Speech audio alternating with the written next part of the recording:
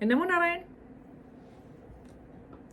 तो किसी भी समाचार को अपडेट देने से या क्या हो रहा है बताने से ज़्यादा मेरा ध्यान इस पर रहता है कि उन खबरों के बीच में कहीं कुछ ऐसा हो रहा है, ऐसा हुआ है जिसके बारे में चर्चा होने से रह गई है, तो मैं उसी पर बात करना ज़्यादा पसंद करती हूँ।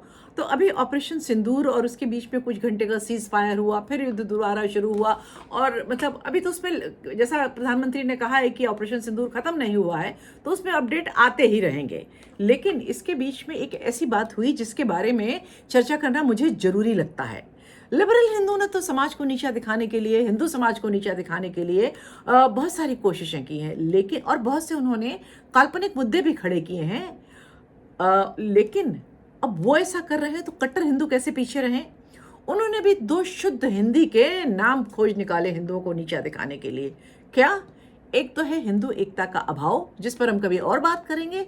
दूसरा, हिंदुओं में शत्रुबोध का अभाव। तो वो कहते हैं कि शत्रुबोध किसी में नहीं है, प्रधानमंत्री में भी नहीं है, सरकार में भी नहीं है, आरएसएस में नहीं है, कहीं नहीं है, इसलिए सत्यानाश है। और इसके लिए वो हमेशा लगातार इजराइल के संग पैरेलल लगाते रहते हैं और कहते हैं देखिए इजराइल ऐसा है, इसको इतना शत्रुबोध है और आप इतने बेवकूफ़ हैं, आपको नहीं है। तो भाई आज के वीडियो का यही विषय है।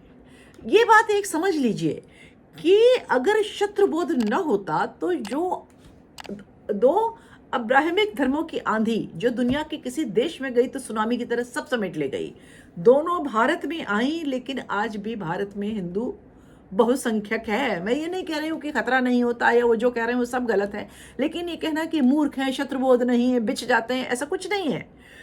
यहाँ तक कि नेपाल में भी हिंदू बचा हुआ है। दुनिया भर की ताकतें गिरोह बंद होकर लगी हैं, लेकिन अभी भी हम डटे हुए हैं। उल्टे उनके देशों में धीमे धीमे भजन गाते गाते, ध्यान लगाते लगाते थोड़ा थोड़ा फैल ही रहे हैं। शक्तिशाली रोमन लड़ाके हों या जर्मन हो, मजबूत रूसी हो या फिर दीन दुनिया से दूर बैठे हुए रेड इंडियंस या मजबूत कटकाटे के लड़ाके और फिट अफ्रीकन हो, कोई नहीं टिक पाया इन आंधियों के सामने। अब आप ये न कहें कि दुनिया में जहां भी कहीं हिंदू धर्म के, हिंदू सभ्यता के चिन्ह मिलते हैं, आप कहें देखो हम तो यहाँ भी थे, वहां से भी भाग गए। नहीं, हमारे व्यापारी जाते थे, हमारे योद्धा जाते थे, कहीं हर जगह जाते थे, कोई ना कोई चिन्ह छोड़कर आते थे। जैसे आज अरब में मंदिर बन गया है तो अब 100 साल बाद आप कहेंगे अरब से, ऐसा नहीं होगा, ठीक है ना। पाकिस्तान दे दिया, देखिए पाकिस्तान दिया नहीं गया, पाकिस्तान के हिंदू गायब कहीं नहीं हुए, डिस्प्लेस हो गए हैं। और वो भी हमारे नेताओं ने एक समझौता किया था, उसके तहत वो डिस्प्लेस हुए हैं, वो इधर भारत की ओर आ गए हैं। और अब हम बात करते हैं इजराइल के शत्रुबोध की। क्या आपको पता है कि जब यहूदियों का एक बड़ा हिस्सा अपने होमलैंड के लिए संघर्ष कर रहा था तो उसका सबसे ज्यादा विरोध कौन कर रहा था? उसका सबसे ज्यादा विरोध कर रहे थे एंटी ज्यूनिस्ट यहूदी, जो आज तक इजराइल के एग्जिस्टेंस के ही खिलाफ हैं। और मजे की बात यह है कि उनमें से अभी भी कुछ इजराइल में रहते हैं। और उनके इस विरोध का कारण क्या है कि वो कहते हैं कि परमात्मा का आदेश है कि यहूदी भटकते रहें। परमात्मा का आदेश यहूदी भटकते रहें, पिटते रहें, मरते रहें, खत्म होते रहें। और जो एंटी ज्यूनिस्ट है वो मानते हैं कि ऐसा तब तक होना चाहिए जब तक मसीहा स्वयं ना आ जाए। ये सब by and large pro Palestine होते हैं। वो कहते हैं कि जमीन क्यों कब्जा कर ली गई, वो भी तब जब फिलिस्तीन लगातार यहूदियों की पिटाई करता रहता है। देखें ऐसे आत्मघाती समूह। पीओ की रिपोर्ट के अनुसार पिछले अप्रैल में किए गए सर्वे में 62% अमेरिकी यहूदी मानते थे कि इजराइल का हमला हमास पर सही था, बदला लेना। लेकिन ध्यान रखें 38% लोग फिर भी नहीं मान रहे थे कि ये सही है। और कुछ ही महीनों बाद ऐसा मानने वाले यहूदियों की संख्या घट गई 10% और ये 52% रह गई। और प्रतिशत घटने वाले जो लोग थे, जो लोग मतलब जिनमें ये सर्वे किया गया था और प्रतिशत घटा था, वो एंटीजियोनिस्ट नहीं थे, वो नॉर्मल यंगस्टर्स यहूदी थे जो पढ़ रहे थे, प्रोफेशनल थे, अमेरिका में रह रहे थे, उनका ये मानना था। ये सर्वे दोनों बार 18 से 34 आयु वर्ग के यहूदियों के बीच में हुआ था। इफ नॉट नाउ और यूश वॉइस फॉर पीस जैसे संगठनों के ये सदस्य हैं। ये युवा और गाजा में सीज फायर के लिए आंदोलन चलाते हैं। अभी गाजा वॉर से पहले से ये काम कर रहे हैं, कह रहे हैं कि फिलिस्तीन के संग अन्याय हो रहा है।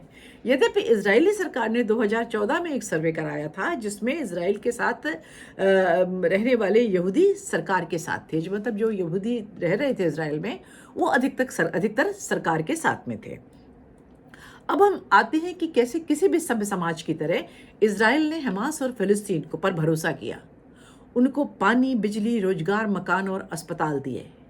लेकिन जो लोग फिलिस्तीन में नौकरी करने आते थे, ये वही लोग थे जिन्होंने 7 अक्टूबर के उस दुखद कांड के लिए रेकी करी थी, कहां से घुसना है, कैसे जाना है, कहां हमला करना है। बाद में एक इजरायली ऑफिसर ने ये बात कही भी थी कि हमने इनको सब कुछ दिया, खाना दिया, पैसा दिया, स्वास्थ्य दिया, पैसा कमाने के अवसर दिए, लेकिन हमसे एक गलती हो गई, हम समझ ही नहीं सके थे दरअसल इनको ये सब चाहिए ही नहीं। तो इस सब से बढ़ के एक और बात बताऊं कि इजराइल का जो सबसे बड़ा दुश्मन है, जिसने इजराइल के अस्तित्व को धरती से मिटाने की कसम खाई है, जिसके चार्टर में है कि एक एक यहूदी को खत्म करना है, उसे बनाने वाला कौन था आपको मालूम है? जी हाँ, उसको बनाने वाला इजराइल ही था। एक मिनट, इजराइल प्रेमी मुझे कोसना शुरू करने से पहले सुन लें, ये मैं नहीं कह रही हूं। 2009 में वॉल स्ट्रीट जर्नल से बात करते हुए एबनर कोहेन ने कहा था कि मुझे दुख है कि हमास को इजराइल ने बनाया, और मैंने अपने अधिकारियों से कहा था कि फिलिस्तीन में फूट डालने की युक्ति काम नहीं करेगी। एबनर कोहेन कौन है? वो इजरायली सरकार के एक सीनियर ऑफिसर थे। उन्होंने ये कहा था कि मैंने सरकार को समझाया कि जो आप कट्टरता का ये बीज बो रहे हैं, कट्टरता का ये सांप हमें ही डसेगा। मतलब वो समझ नहीं पाए कि अगर एक मुस्लिम संगठन आप बनाएंगे और वो कट्टर होगा तो सबसे पहले तो वो यहूद को खत्म करने निकलेगा। इसी तरह से यित्ज़हाक सेगेव, प्रोनाउंसिएशन में मुझसे गलती हो सकती है नाम के लिए, जो 80 के दशक में गाजा में इजराइल के मिलिट्री गवर्नर थे, उन्होंने भी न्यूयॉर्क टाइम्स के रिपोर्टर से कहा था कि फिलिस्तीन के सेक्युलर और वामपंथी धड़ों को काउंटर करने के लिए, इस काम के लिए उन्हें इजराइल सरकार से पैसे मिले थे। किस काम के लिए? हमास को खड़ा करने के लिए।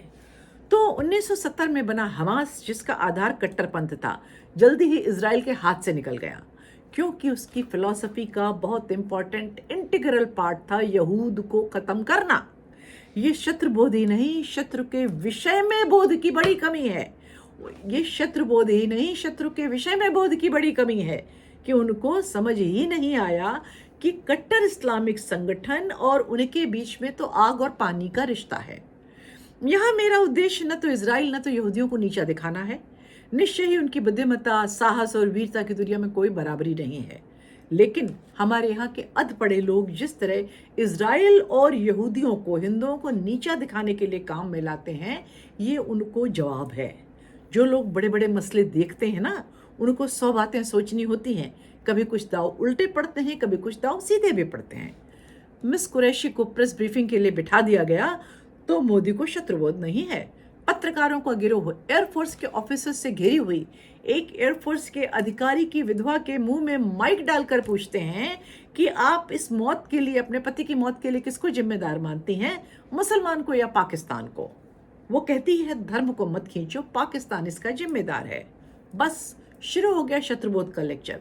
कोई कह रहा है बिक गई, कोई कह रहा है इसी ने मरवा दिया, कोई कुछ कह रहा है, कोई कुछ कह रहा है। अरे भाई, वो एक सैनिक की पत्नी है, ऑफिसर्स के बीच में, सरकारी ऑफिसर्स के बीच में घिरी हुई खड़ी थी और बोल रही थी। वो ठीक बोली, वो संयमित बोली। सारी सरकार मिलकर इसको हिंदू बनाम मुस्लिम बनाने से रोक रही है, लेकिन भारत बनाम पाकिस्तान बनाना चाह रही है। पर हमारे शत्रुबोध वाले अपना एक अलग एजेंडा चालू किए हुए हैं। भले आदमियों, ये बड़े बड़े लोगों की बड़ी बड़ी बातें हैं। पाकिस्तान की भूसी भर दी, लेकिन न तो देश में किसी ने चूं करी और न किसी अरब देश ने ची करी, वरना ऐसी स्थिति होती कि संभाले न संभलता, न अंदर न बाहर। ऐसा ही कर करके पहली बार कोई पूर्ण बहुमत की सरकार आई थी, जिसको आपने गठबंधन की सरकार बना दिया। उसके बाद फिर आप कहते हैं कि वक्फ बोर्ड सख्ती से क्यों नहीं बना। योगी योगी करते हैं, लेकिन उसकी सीटें चुनाव में कम कर देते हैं। जिस डाल पर बैठते हैं उसी को काटते हैं। शत्रुबोध का तो पता नहीं, लेकिन उनको मित्रबोध सीखने की बहुत आवश्यकता है। आज के लिए बस इतना ही। नमस्कार, अगले वीडियो में फिर मिलना होगा।